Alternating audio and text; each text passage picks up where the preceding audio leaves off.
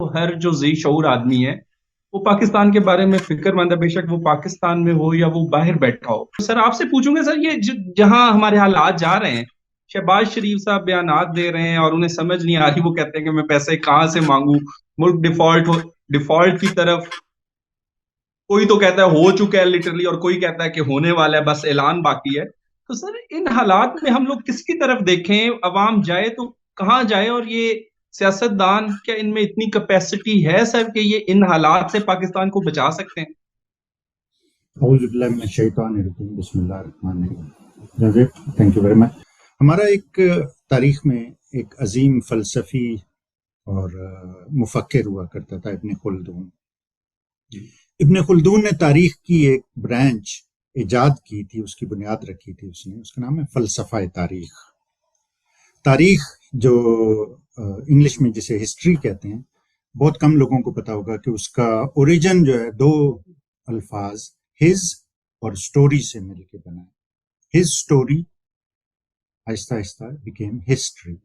تو یہ ہسٹری کیا ہے؟ یہ ہر انسان کی ایک کہانی ہے، جیسے اس نے کوئی واقعات دیکھے ان کا تذکرہ ہے. فلسفہ تاریخ یا فلسفی آف ہسٹری کیا ہے؟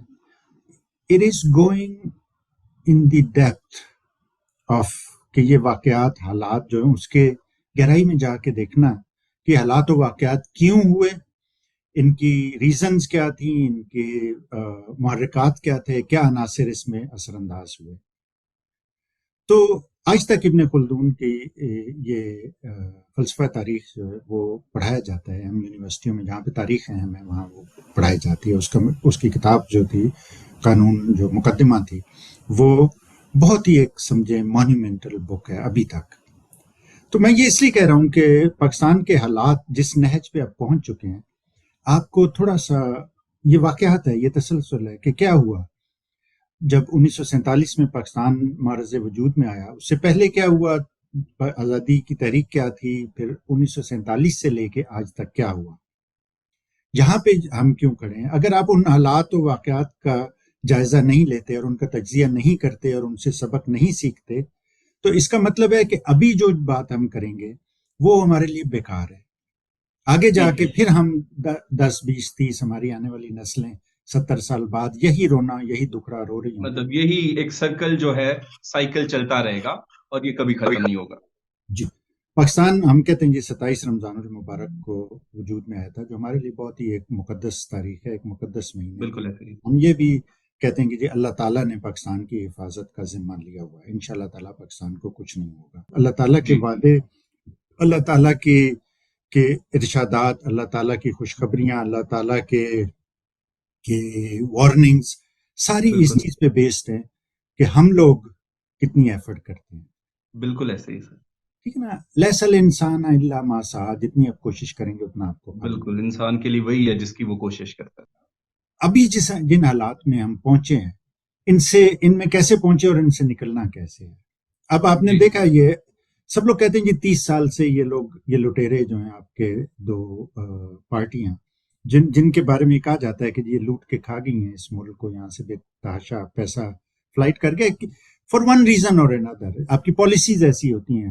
کئی دفعہ یہ ہوتا ہے کہ آپ بدنیت نہیں ہوتے، بد کردار نہیں ہوتے، لیکن آپ کی حرکات ایسی ہوتی ہیں، آپ کی سوچ ایسی ہوتی ہے، آپ کی کام کرنے کا طریقہ ایسا ہوتا ہے، لاپرواہی، غیر ذمہ داری، جس چیز کو اپنے توجہ دینی ہے اس پہ توجہ نہ دینا، جسے ہم سمجھنا اسے ہم نہ سمجھنا، ان چیزوں کی وجہ سے بھی پرابلمز ہو جاتی ہیں. تو یہ نہیں ہے کہ ہر بندہ جو پاکستان میں حکمران یا طاقتور سمجھیں پوزیشن میں رہا ہے، چاہے وہ حساس اداروں سے تھا، چاہے وہ بے حس اداروں سے تھا، چاہے وہ ملٹری سے تھا، چاہے وہ عدلیہ سے تھا، چاہے وہ بیوروکریسی سے تھا، چاہے وہ سیاستدان تھا، کہیں سے بھی تھا، ضرور نہیں کہ وہ بدنیت رہا ہو. بہت دفعہ وہ انکمپیٹنٹ تھے، بہت دفعہ وہ انفٹ تھے اس پوسٹ کے لیے. بہت جیسے ڈاکٹر عبدالقدیر خان، جن کی پاکستان میں بہت کنٹریبیوشن ہے اور ان کی عزت بھی بہت ہے، لیکن وہ ایک خاص فیلڈ کے ماہر تھے. انہیں اگر آپ لگا دیں گے، ایک سمجھے ایڈمنسٹریٹر بنا دیں گے، ڈپٹی کمشنر یا جج بنا دیں گے عدالت میں، تو ان کی پرفارمنس وہ نہیں ہوگی جو ان کی پرفارمنس نیوکلیئر سائنس میں ہے. ٹھیک ہے نا؟ تو ہمیں زیادہ تر ان چیزوں پہ ان حالات میں اس نے پہنچایا کہ ان لوگوں کو جو اس کے قابل نہیں تھے ہم نے ایک وجہ سے یا دوسری وجہ سے نواز دیا ان عہدوں سے. ٹھیک ہے. وہ ڈیزرو نہیں کرتے تھے, وہ وہاں خود سے پہنچ نہیں سکتے تھے, لیکن ہم نے انہیں پہنچا دیا. اور یہ کہانی قائد اعظم سے شروع ہوئی ہے اور اب تک چلتی رہی. ٹھیک ہے نا. تو اب جو حکومت بیٹھی ہوئی ہے, یہ جب ضیاء الحق نے 1980 میں 81 82 میں جب پھر انہوں نے 85 میں جب غیر جماعتی انتخابات کروائے تھے, اس سے پہلے جو وہ ہوتے رہے ہمارے سرکس چلتا رہا, ایک جمہوریت کے ساتھ تماشا لگا رہا, وہ سارا کچھ ہوتا رہا, اس کے نتیجے میں یہ آئے وجود میں. اور ضیاء الحق نے جو پیپلز پارٹی کو دبایا تو ان کی ایک سروائیول انسٹنکٹ تھی. بے نظیر نے ایک جرائم پیشہ آدمی سے شادی کر لی اور پھر پیپلز پارٹی ہائی جیک ہو گئی. تو پیپلز پارٹی ادھر اور مسلم لیگ نون ادھر, دونوں نے مل کے گٹھ جوڑ کر لیا, اور جس کی وجہ سے ایک سمجھے کارٹل بن گیا. اسی لیے دنیا میں کارٹلز کی مخالفت کی جاتی ہے کہ وہ ایک صحیح یا غلط طریقے سے لوگوں کی پرواہ کیے بغیر, ایک ملک کی سوسائٹی کی بہتری کی پرواہ کیے بغیر وہ کرتے ہیں جو وہ کرنا چاہتے ہیں, اور انہیں کوئی روکنے والا نہیں ہوتا. تو یہ سلسلہ چلتا رہا 85 سے شروع ہو کے, مطلب بہت ٹائم ہو گیا, 15 سال وہ اور 22 سال یہ, 37 سال ہو گئے, یہ چل رہا ہے اس وقت سے. ٹھیک ہے نا.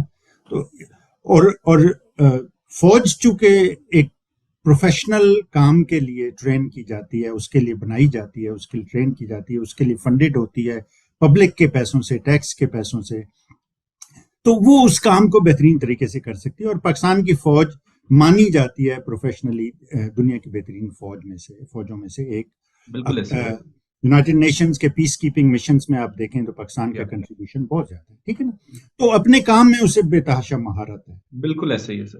لیکن ہوتا یہ ہے کہ فار ون ریزن اور اندر, کبھی کسی کی لالچ ہوتی ہے, کبھی سیاستدانوں کی غلطیاں ہوتی ہیں, کبھی سیاستدانوں کا لالچ ہوتا ہے, تو اس وجہ سے کبھی فوج برسر اقتدار آ جاتی ہے, کبھی نااہل اور کرپٹ سیاستدان آ جاتے ہیں. تو ہم یہاں پہ پہنچ گئے.